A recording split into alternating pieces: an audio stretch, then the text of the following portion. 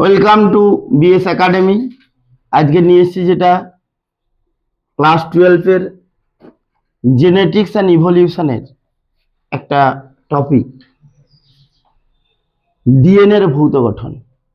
তার আগে আমরা একটু জেনে নেব নিউক্লিক অ্যাসিড বলতে কি বুঝি। নিউক্লিক অ্যাসিড আমরা নর্মালি চলে আসবো, নিউক্লিক অ্যাসিড কাকে বলছি।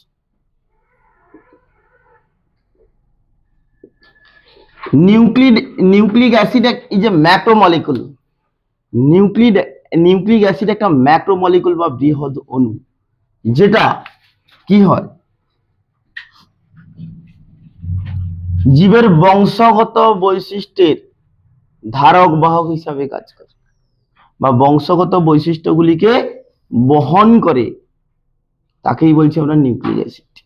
এবারে কনসেপ্ট, যেহেতু তোমাদের শর্ট প্রশ্ন আছে, ম্যাক্রোমলিকুল মানে কি। সাধারণত যে সমস্ত অণুগুলির আণবিক ওজন 10,000 ডাল্টনের বেশি হয় তাদেরকেই আমরা বলি ম্যাক্রোমলিকুল। ম্যাক্রোমলিকুলের মধ্যে আছে কার্বোহাইড্রেট, প্রোটিন, নিউক্লিক অ্যাসিড, এগুলো হচ্ছে ম্যাক্রোমলিকুল। যদিও আমরা সিলেবাসে ফ্যাটকেও ম্যাক্রোমলিকুল হিসাবে দেখিয়েছি, কিন্তু ফ্যাটকে স্ট্রিক্টলি ম্যাক্রোমলিকুল বলে না, কারণ ফ্যাটের আণবিক ওজন 800 ডাল্টন, যেহেতু 10,000-এর কম। বইকে দেখিয়েছি কার্বোহাইড্রেট, প্রোটিন, ফ্যাট আর নিউক্লিক অ্যাসিড, কিন্তু ফ্যাটকে স্ট্রিক্টলি ম্যাক্রোমলিকুল বলা যায় না। এরপর আমরা চলে আসছি কি, যে তাহলে নিউক্লিক অ্যাসিড একটা ম্যাক্রোমলিকুল, যেটা আমাদের কি করে বলো, যেটা সাধারণত জীবের বংশগত বৈশিষ্ট্যের ধারক বাহক হিসেবে কাজ করে। সর্বপ্রথম বিজ্ঞানী Friedrich মিসার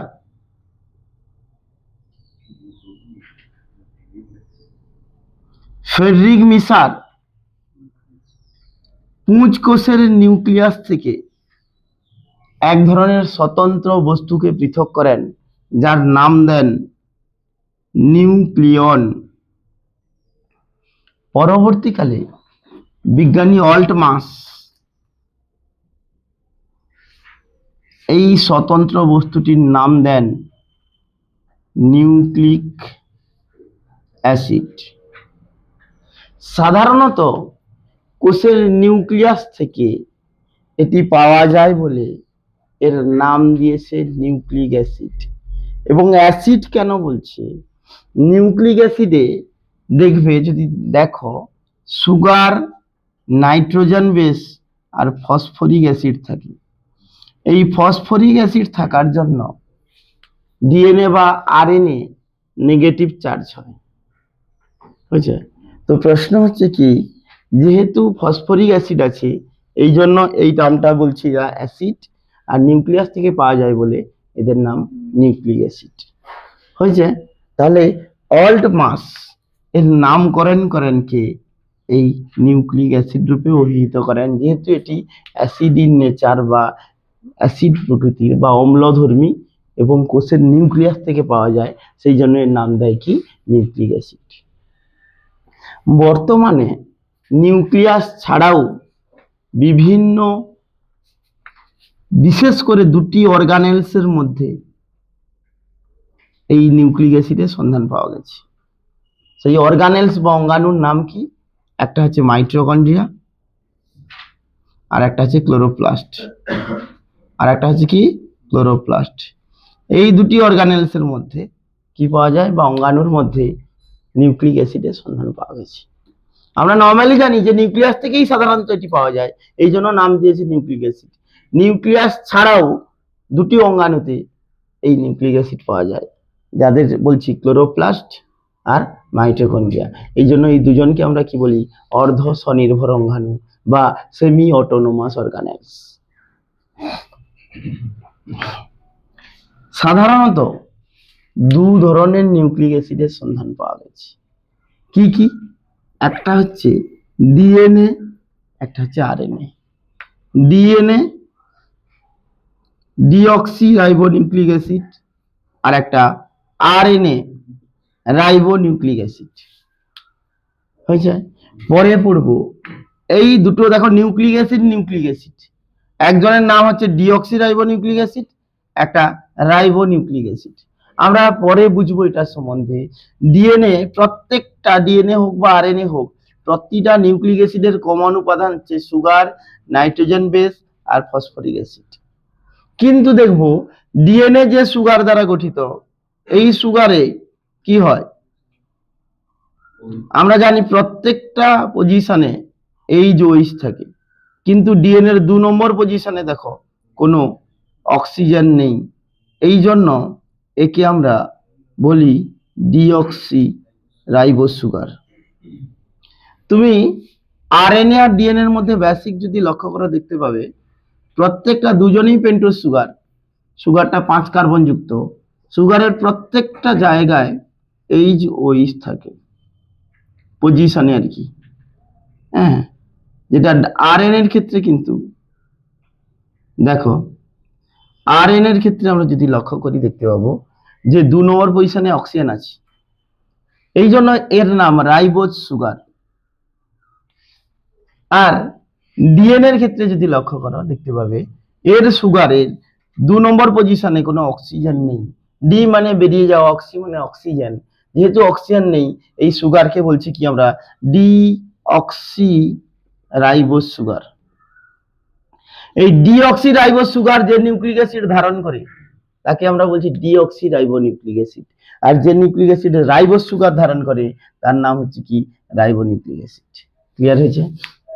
Why DNA is called such name deoxyribonucleic acid? Because this type of nucleic acid is composed of deoxyribose sugar, which contain deoxyribose sugar. That is why this type of nucleic acid is called DNA, deoxyribonucleic acid, as it is composed of deoxyribose sugar. In case of RNA, as it is composed of ribose sugar, it is called ribonucleic acid. Clear? এইবারে আমরা DNA, normally তোমরা জানো যে eukaryotic কোষের ক্ষেত্রে বংশগত বৈশিষ্ট্যের ধারক বাহক হিসাবে কাজ করে, আর আরএনএটা প্রোক্যারিওটিক কোষের ক্ষেত্রে বংশগত বৈশিষ্ট্যের ধারক বাহক হিসাবে কাজ করে। হয়েছে? আর ইউক্যারিওটিক কোষের ক্ষেত্রে আরএনএ প্রোটিন তৈরি করে। তো নর্মালি একটু তোমাদের বলে দেই, তাহলে বুঝতে পারবে যে ডিএনএ বিভিন্ন ধরন আছে, বুঝতে পেরেছ? সেগুলো তোমার সিলেবাসে নেই। কি না, যে ডিএনএ, একটু জাস্ট কনসেপ্টটা রাখো, বি ডিএনএ, এ ডিএনএ, সি ডিএনএ, বুঝতে পেরেছ? এইগুলো রয়েছে। আর আরএনএ কে আমরা ভাগ করি 2 ভাগে, একটা জেনেটিক আরএনএ, যাদের ক্ষেত্রে বংশগত বৈশিষ্ট্যকে বহন করে, প্রোক্যারিওটিকের ক্ষেত্রে তাদের আরএনএ কে বলছি জেনেটিক আরএনএ। তাহলে প্রোক্যারিওটিকের আরএনএ কি করে, বংশগত বৈশিষ্ট্যের ধারক বাহক হিসাবে কাজ করে, সেই জন্য প্রোক্যারিওটিকের আরএনএ কে আমরা কি বলি বলো, জেনেটিক আরএনএ। আর ইউক্যারিওটিকের আরএনএ বংশগত বৈশিষ্ট্যের ধারক বাহক নয়, এরা প্রোটিন তৈরি করে। পরে ডিটেলস পড়বে, প্রোটিন তৈরির জন্য 3 ধরনের আরএনএ প্রয়োজন হয়। বুঝছে? এই জন্য ইউক্যারিওটিকের আরএনএ কে বলছি কি নন জেনেটিক আরএনএ, নন জেনেটিক আরএনএ। হয়েছে? তাহলে নন জেনেটিক আরএনএ কাদের আরএনএ বলো, ইউক্যারিওটিকের আরএনএ। হয়েছে? বোঝা যাচ্ছে না যায়নি? তাহলে আমরা বলতে চাইছি কি আরএনএ কে 2 ভাগে ভাগ করছি, একটা জেনেটিক আরএনএ, একটা নন জেনেটিক আরএনএ। যাদের যে আরএনএ জেনেটিক ম্যাটেরিয়াল হিসাবে কাজ করে তাদের বলছি জেনেটিক আরএনএ, যার কোনো ভাগ নেই। এটা কাদের ক্ষেত্রে দেখা যায়, প্রোক্যারিওটিকের ক্ষেত্রে দেখা যায়।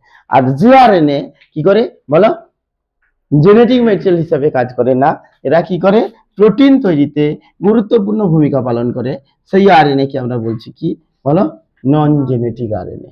এই নন জেনেটিক আরএনএ প্রোটিন তৈরি করতে গেলে তোমরা জানো যে এটা আমাদের রাইবোজোম, এটা নিউক্লিয়াস। তো নিউক্লিয়াস থেকে একটা জেনেটিক বার্তা দিতে হয় অ্যামাইনো অ্যাসিড তৈরি, তোমরা জানো, যেটা এমআরএনএ নিউক্লিয়াস থেকে অ্যামাইনো অ্যাসিড তৈরির বার্তাকে বহন করে, যে আরএনএ তার নাম এমআরএনএ। এমআরএনএ নির্দেশ মতো সাইটোপ্লাজমে অ্যামাইনো অ্যাসিডগুলো কি হয়, তৈরি হয়ে যায়। এই অ্যামাইনো অ্যাসিডগুলোকে রাইবোজোমে নিয়ে যাবে যে আরএনএ, তার নাম হচ্ছে কি টিআরএনএ বা ট্রান্সফার আরএনএ। এই আরএনএ গুলোকে দেখতে জাস্ট এরকম হয়। এরা কি করে, অ্যামাইনো অ্যাসিডগুলোকে কি করে, রাইবোজোমে পরিবহন করে। আর শর্টে মনে রাখো যে রাইবোজোমের মধ্যে একটা আরএনএ আছে যার নাম আরআরএনএ, যেটা বা রাইবোজোমাল আরএনএ। রাইবোজোম গঠনে এই আরএনএ এটি গুরুত্বপূর্ণ ভূমিকা পালন করে। বা আরআরএনএ এই কাকে, এই যে তোমার অ্যামাইনো অ্যাসিডগুলোকে যুক্ত করে প্রোটিন তৈরি করে। তাহলে তুমি মনে রাখো যেটা নন জেনেটিক আরএনএ, সেই নন জেনেটিক আরএনএ কি করে বলো, প্রোটিন তৈরিতে একটা গুরুত্বপূর্ণ ভূমিকা পালন করে। হয়েছে? এই পর্যন্ত নর্মালি মনে রাখো নিউক্লিক অ্যাসিড। Thank you.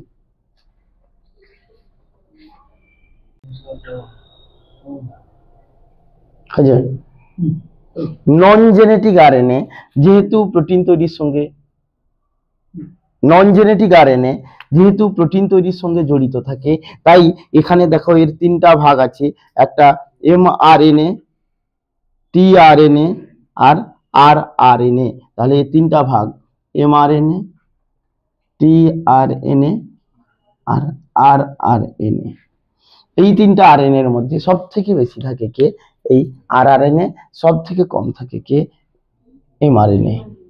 হ্যাঁ, আর ত্রিমাত্রিক হচ্ছে টিআরএনএ। হ্যাঁ, তো প্রশ্ন হচ্ছে কি, এই ডিএনএ এর সম্বন্ধে আমরা পরে ডিটেলস পড়বো, তিনটা আরএনএ সম্বন্ধে। এরপর আমরা চলে আসবো কি ডিএনএ। ডিএনএ সাধারণত বিভিন্ন ধরনের হয়ে থাকে, যে ডিএনএ, বি ডিএনএ, এ ডিএনএ, সি ডিএনএ। এদের মধ্যে আদর্শ ডিএনএ হচ্ছে কি বি ডিএনএ।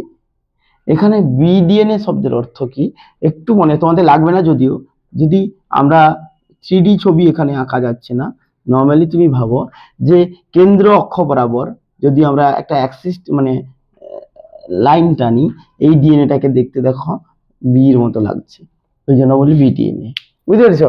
এরকম জেড ডিএনএ জেড এর মতো লাগবে, সি ডিএনএ সির মতো লাগবে কিছুটা, এ ডিএনএ এর মতো লাগবে, এরকম কিছু ডিএনএ থাকে, এগুলো তোমার সিলেবাসে নেই।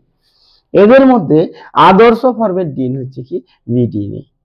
তাহলে বাকি ডিএনএ গুলো স্যার কি করে, প্রশ্ন হচ্ছে কি এই এই বি ডিএনএটা বিভিন্ন কন্ডিশন ওয়াইজ আস্তে আস্তে তার আকার চেঞ্জ করে, তখনই কি হয়, কখনো এ ডিএনএ, কখনো জেড ডিএনএ, কখনো সি ডিএনএ তে পরিণত হয়। হয়েছে? তো প্রশ্ন আমরা যেটা আসবো সেটা হচ্ছে কি, হ্যাঁ, ওই বি ডিএনএটা হচ্ছে আমাদের রাইট হ্যান্ডেড হেলিক্স, মানে হেলিক্সটা রাইটের দিকে একটু এ আছে। আর তুমি যদি এ ডিএনএ বা জেড ডিএনএ দেখো, এগুলো হচ্ছে লেফট হ্যান্ডেড হেলিক্স। হ্যাঁ, কাজ বলতে বলতে চাইছি কি, আগে কনসেপ্টটা ক্লিয়ার হও। প্রশ্নটা হচ্ছে কি, এই ডিএনএ গুলো কিসের মাধ্যমে, ময়েশ্চার, টেম্পারেচার, এই ধরনের কন্ডিশন, এই শর্তগুলোর প্রভাবে এই বি ডিএনএ বিভিন্ন ডিএনএ তে কনভার্ট হয়। কথাটা বুঝতে পারছো? এগুলো পরে ডিটেলস আছে। কোনোটা দেখা যাবে জলের মাত্রা কমে গেলে অন্য ডিএনএ তে কনভার্ট হতে পারে, কোনোটা বেড়ে গেলে, মানে ওই হাইড্রেটেড কন্ডিশন বা যার ময়েশ্চার আর হচ্ছে তোমার কাকে বলছি টেম্পারেচার, এই ধরনের শর্তের প্রভাবে এই বি ডিএনএ গুলো বিভিন্ন ফরম্যাট ডিএনএ তে কনভার্ট হয়। আদর্শ ফরম্যাট ডিএনএ কি বলছি কি আমরা, আদর্শ ফরম্যাট ডিএনএ কে বলছি কি বি ডিএনএ। হয়েছে? ওয়াটসন ক্রিক যে ডিএনএ এর ভৌত গঠন সম্বন্ধে আবিষ্কার করেন সেটা হচ্ছে বি ডিএনএ। Thank you.